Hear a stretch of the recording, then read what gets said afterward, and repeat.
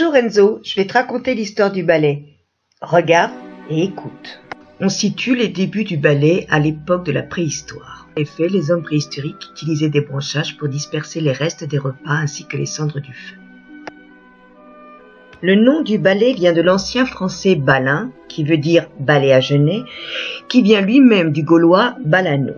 Quelles que soient les régions, le ballet à cette époque était fabriqué avec des branches.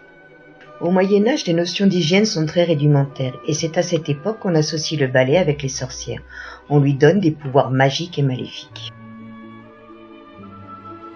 Il faut attendre les années 1800 pour voir se développer la fabrication des balais plats et de ses dérivés, le balai brosse, la brosse à cheveux, la brosse à dents, etc. Dans les années 50, le balai fait partie intégrante des foyers français. Cependant, le progrès aidant, il va être remplacé par l'aspirateur. Mais il est un lieu où le ballet poursuit son évolution, c'est l'hôpital. En effet, cette période est très intense dans le développement de l'hygiène hospitalière. C'est en 1973 en France que sont créés les premiers CLI, c'est-à-dire comités de lutte contre les infections, qui deviendront en 1975 les CLIN, comités de lutte contre les infections nosocomiales. En 1988, ils deviennent obligatoires dans tous les établissements. Au sein des établissements hospitaliers, on passe en quelques années du ballet coco au ballet trapèze. Parmi les différentes missions du CLIN, on trouve l'élaboration des règles des mesures d'hygiène. L'entretien des locaux prend alors une nouvelle dimension dans laquelle notre fameux ballet a une place de premier choix.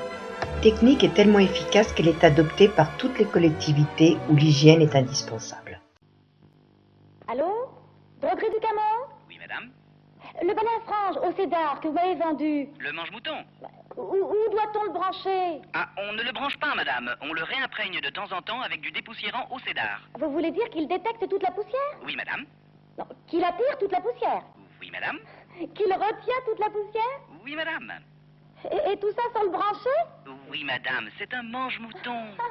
On n'arrête pas le progrès. Et oui, le balayage humide a pour rôle d'éliminer les micro- et macro-salissures non adhérentes sur les parois verticales ou horizontales.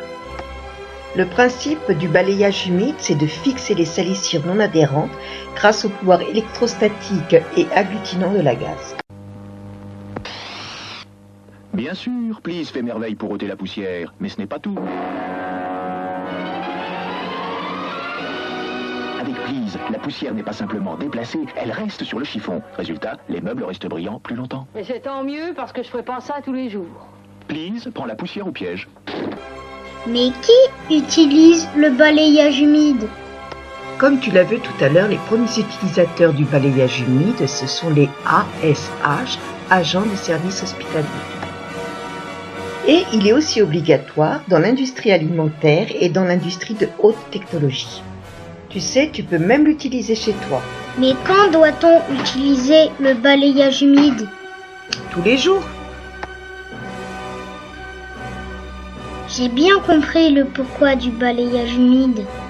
C'est parce qu'il est plus hygiénique que les autres types de balayage.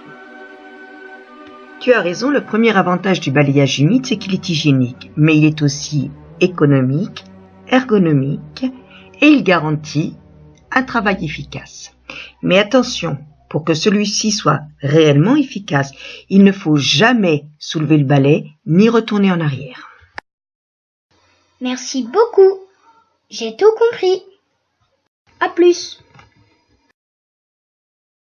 De rien Enzo, à la prochaine fois j'espère.